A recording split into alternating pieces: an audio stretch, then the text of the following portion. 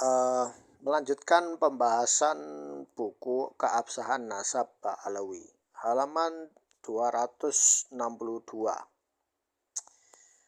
Mengaitkan akhlak oknum dengan keabsahan nasab. Imaduddin dan pengikutnya seringkali mengaitkan akhlak seseorang dengan nasab, membangun narasi jika benar para habaib adalah keturunan Nabi SAW, akhlak mereka tidak akan buruk. Klaim ini jelas salah besar dan mengandung kekeliruan logika yang mendasar. Tidak ada korelasi antara ketetapan nasab dengan akhlak seseorang. Nasab berkaitan dengan hubungan genealogi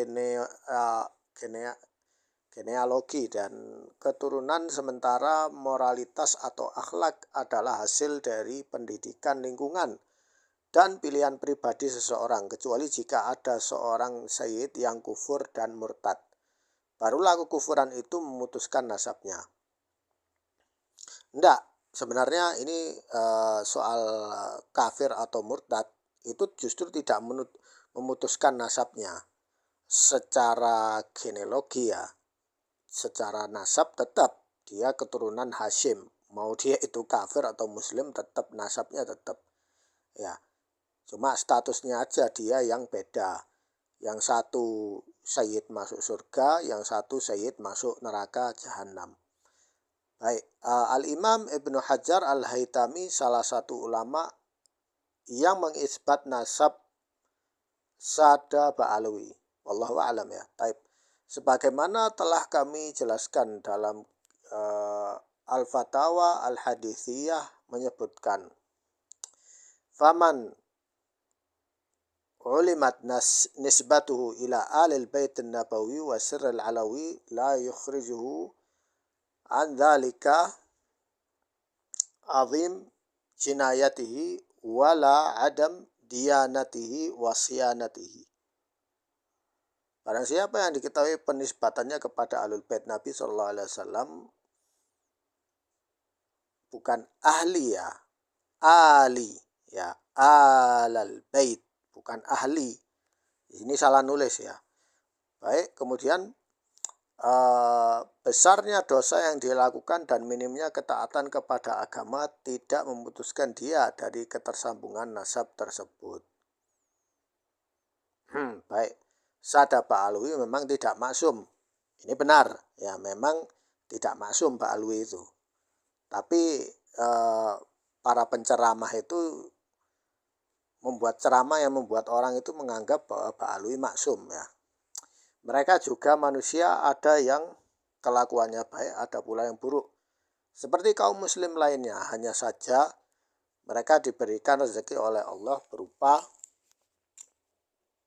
kebersambungan nasab kepada Rasulullah SAW, namun menyatakan bahwa akhlak para habaib itu buruk karena didasarkan pada perilaku segelintir individu adalah penilaian yang menggeneralisasi dan tidak adil, apalagi hal itu tidak mewakili keseluruhan kelompok. Ya memang benar ya, tidak semua Ba'alawi itu buruk. Berapa banyak habib baik di Hadramut, Hijaz, India, bahkan Nusantara yang menjadi ulama rujukan bahkan aulia. Jumlahnya pun tak terhitung.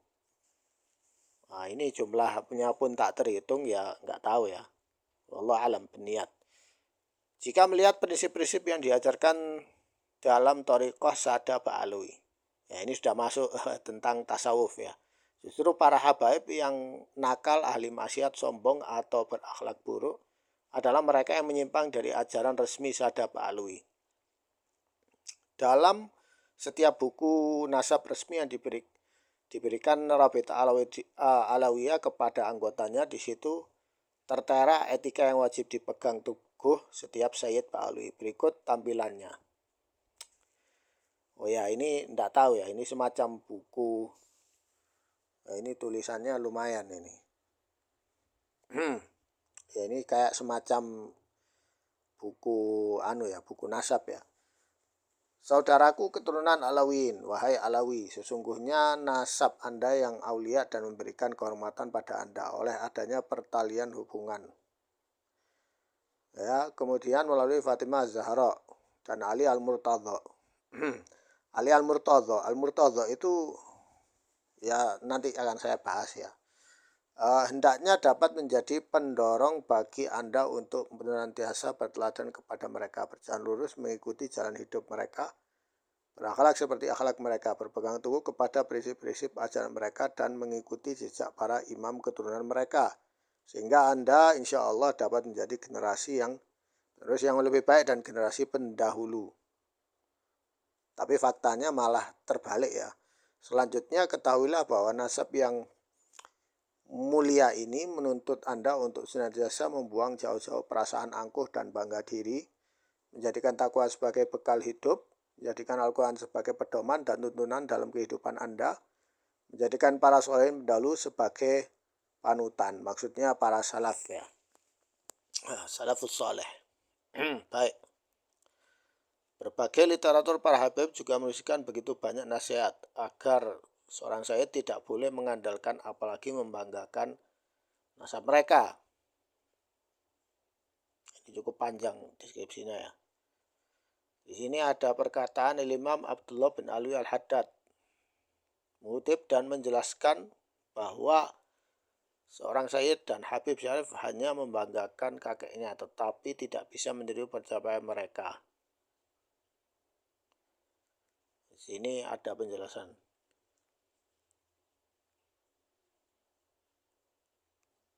Baik.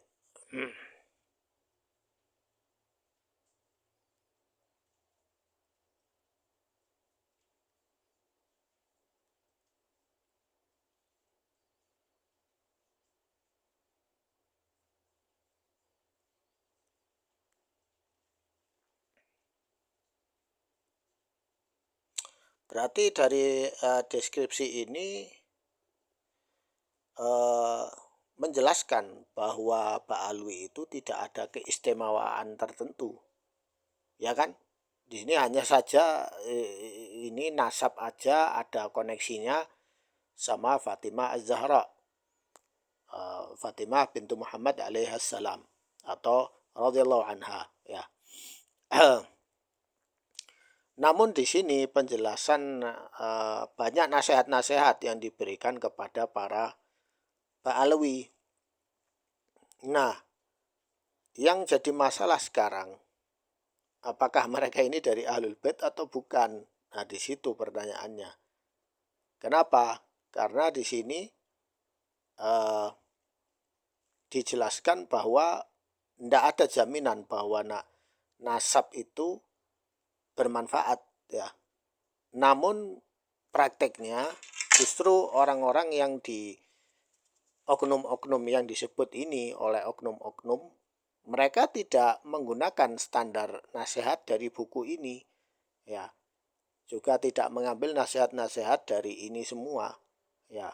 Banyak kita melihat di antara mereka jadi penceramah, bukannya malah mengikuti torik salafus soleh, malah mengikuti torik khurafat, menyebarkan bid'ah, mengajak orang meminta ke kuburan, meminta duit ke kuburan, dan lain-lain. Jadi ya aneh ya. Aneh. Jadi penjelasan ini, nasihat ini harusnya mereka yang baca, bukan saya. Ini nasihat untuk mereka yang bernasab.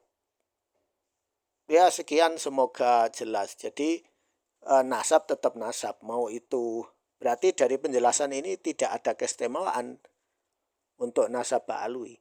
Ya, berarti dia jelaskan bahwa ini sama dengan orang lain. Dan saya setuju dengan itu. Tidak boleh ada lagi pengkultusan nasab atau pengistimewaan nasab itu.